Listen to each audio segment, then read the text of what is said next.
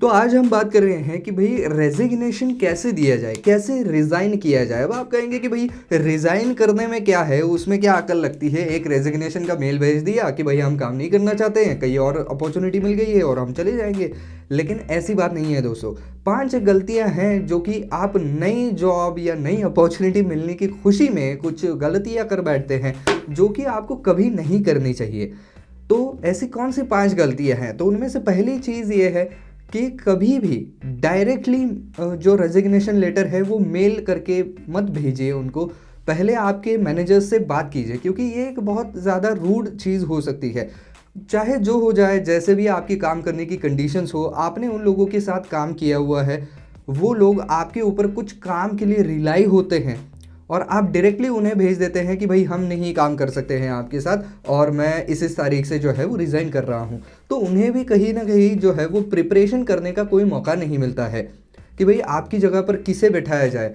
और भले ही नया कोई उन्हें नहीं मिलता है एम्प्लॉय, लेकिन फिर भी आप अगर नहीं होगे तो आपके एब्सेंस में उतने समय के लिए हम किसे काम पर लगाएंगे। तो ये कुछ भी प्रिपरेशन प्लानिंग करने के लिए उन्हें समय नहीं मिलता है जब आप डायरेक्टली ऐसे ही रेजिग्नेशन डाल देते हैं। तो कभी भी ये चीज़ ना करें।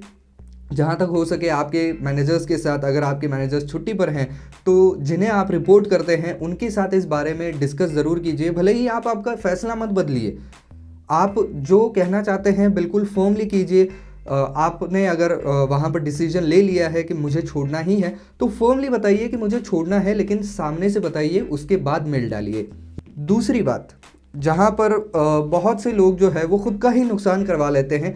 अगर कंपनी आपको रिटेन करना चाहती है, अगर कंपनी ये सोचती है कि हम इनका थोड़ा सा जो है वो रिमनरेशन बढ़ा देते हैं, इनकी सैलरी बढ़ा देते हैं, तो हम इन्हें रिटेन कर सकते हैं, तो वैसी अगर कोशिशें हो रही हैं तो कभी भी रूडली बात मत कीजिए।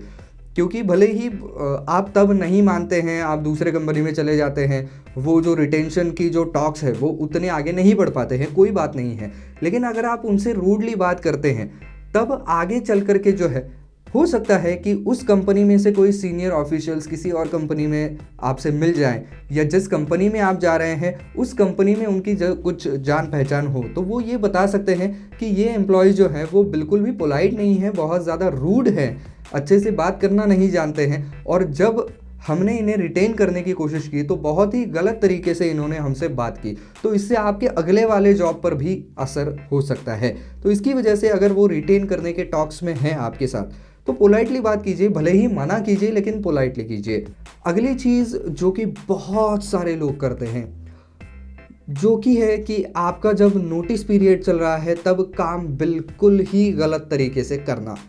तो ये आपके ओवरऑल जो हम कह सकते हैं कि प्रोफेशनलिज्म है या आपका जो प्रोफाइल है उसके लिए बिल्कुल भी अच्छा नहीं है।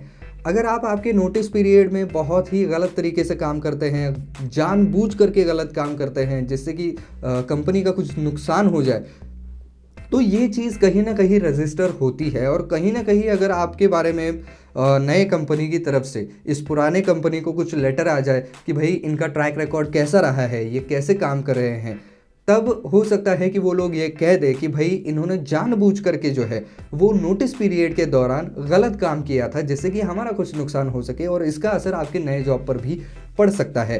तो ये करने की कोई ज़रूरत नहीं है। अगर आप आपके नोटिस पीरियड में भी अपने काम में बिल्कुल एक्यूरेट रहें, तब आपका यहाँ का भी एक इमेज जो है वो अच्छा रहता है। अगर आगे चल करके किसी कंपनी ने इनसे पूछ लिया कि ये एम्प्लॉय कैसे हैं, तो वो ज़रूर ये बताएंगे कि ये एम्प्लॉय जो है वो अच्छा काम करते हैं, ईमानदारी से काम करते हैं। अगली चीज़ भी बहुत ज़्यादा इम्पॉर्टेंट है, और वो चीज़ ये है कि आप आपके जो बॉस हैं या जो मैनेजर हैं जिन्हें भी आप रिपोर्ट करते हैं, उनके साथ रिलेशन छोड़ते वक्त भी कॉर्डियल बना करके रखें। कभी भी बहुत ज़्यादा लड़ झगड़ के या धमकियाँ दे के या ऐसी कुछ चीज़ें करके जो है, या इंसल्टिंग चीज़ें करके बिल्कुल भी बाहर ना जाएं। हमेशा कॉर्डियल रिलेशन रखने की कोशिश करें, क्योंकि देखिए दुनिया गोल है। आपको हो सकता है कि आने वाले समय में आप सेम फील्ड में काम कर रहे हैं, उसी फील्ड में ये कंपनी है, भले ही आप उस कंपनी को छोड़ के जा रहे हैं, लेकिन क्या पता आने वाले समय में अगर दोबारा से उन्हीं लोगों के साथ काम करना पड़े और तब आपको ज़रूरत ज़्यादा हो, तो वो लोग जो है वो आपके साथ उतना अच्छे से काम नहीं करेंगे या काम ही नहीं करेंगे, क्योंकि आप कहीं ना कहीं उनके साथ जो है वो गलत तरीके से पेश आए हैं। तो इसकी वजह से जब भी आप जा भी रहे हैं तब भी अपने रिलेशंस जो है वो आपके बॉस और मैनेजर के साथ अच्छे बना करके रखने की कोशिश करें। और एक चीज़ जो कि बहुत जगह पर होती हुई नज़र आती है, मैं ये नहीं कहता हूँ कि हर एक व्यक्ति ऐसा करता है, लेकिन कुछ लोग होते हैं ऐसे जो ये चीज़ करते हैं, और वो ये है कि कंपनी की दी हुई चीज़ें जो हैं वो कंपनी छोड़ते वक्त वापस ना करना। ये तो बहुत ही बुरा है आपके इमेज के लिए। कुछ लोग पर्पसफुली जो है वो कंपनी ने दी हुई चीज़ें अपने पास रख लेते हैं।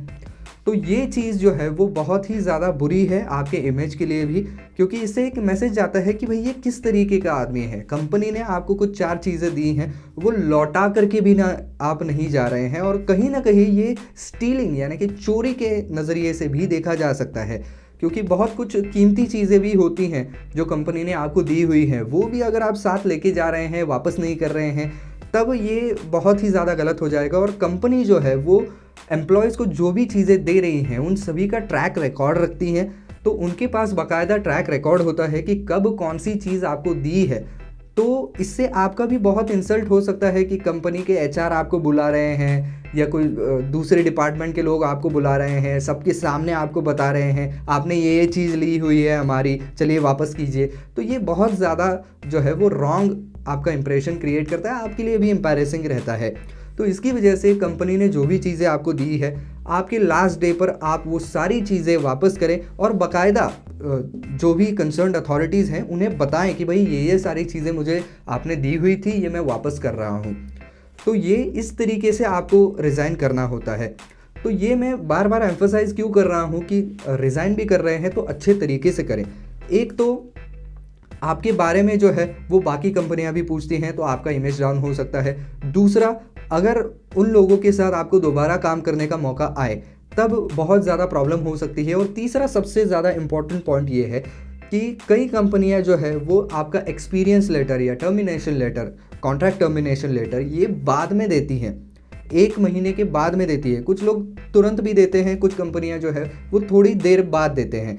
तो ऐसे में अगर आपका उनके साथ बिहेवियर अच्छा नहीं रहा है तो जाहिर सी बात है कि वो आपका एक्सपीरियंस लेटर नहीं देंगे, या दिया तो भी उसके अंदर कुछ खास अच्छी चीज़ें नहीं लिखेंगे, तो उसका आपको आगे कहीं भी फ़ायदा नहीं होगा। तो इसकी वजह से जो है वो आप जहाँ तक हो सके बिल्कुल अच्छे तरीके से रिज़ाइन करके बाहर जाएं, ये आपके लिए और कंपनी के लिए दोनों के लिए ज़्यादा अच्छा रहेगा। तो बस आज के वीडियो में बस इतना ही। आई होप ये वीडियो आपको पसंद आया होगा, काम का लगा होगा।